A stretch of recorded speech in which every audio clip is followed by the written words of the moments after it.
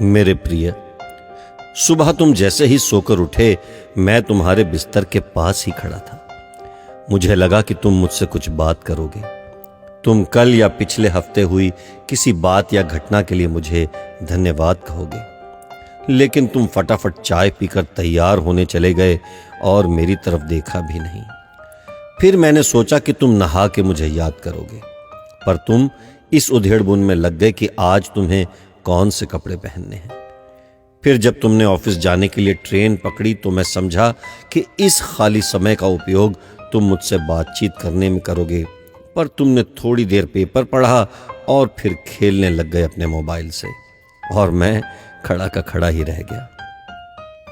मैं तुम्हें बताना चाहता था कि दिन का कुछ हिस्सा मेरे साथ बिताकर तो देखो, तुम्हारे काम और भी अच्छी तरह से होने लगेंगे, लेकिन तुमने मुझसे बात ही नहीं की। एक मौका ऐसा भी आया कि जब तुम बिल्कुल खाली थे और कुर्सी पर पूरे 15 मिनट यूं ही बैठे रहे, लेकिन तब भी तुम्हें मेरा ख्याल नहीं आया। दोपहर के खाने के वक्त जब तुम इधर उधर देख रहे थे तो भी मुझे लगा कि खाना खाने से पहले तुम एक पल के लिए मेरे बारे में सोचोगे, लेकिन यह भी नहीं हुआ। दिन का अब भी काफी समय बचा था।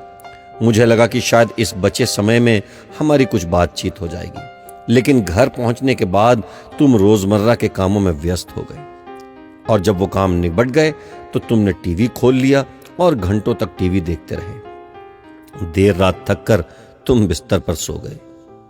मेरा बड़ा मन था कि मैं भी तुम्हारी दिनचर्या का हिस्सा बनूं, कुछ वक्त तुम्हारे साथ बिताऊं, तुम्हारी कुछ सुनूं, तुम्हें कुछ सुनाऊं, कुछ मार्गदर्शन करूं तुम्हारा, ताकि तुम्हें समझ आए कि तुम किस लिए इस धरती पर आए हो और किन कामों में उलझ गए हो। लेकिन तुम्हें समय ही नहीं मिला और मैं मन मार कर ही रह गया। मैं तुमसे बहुत प्यार करता हूं, हर रोज इस बात का इंतजार करता हूं कि तुम मेरा ध्यान करोगे और अपनी छोटी छोटी खुशियों के लिए मेरा शुक्रिया करोगे। पर तुम तभी आते हो जब तुम्हें कुछ चाहिए होता है।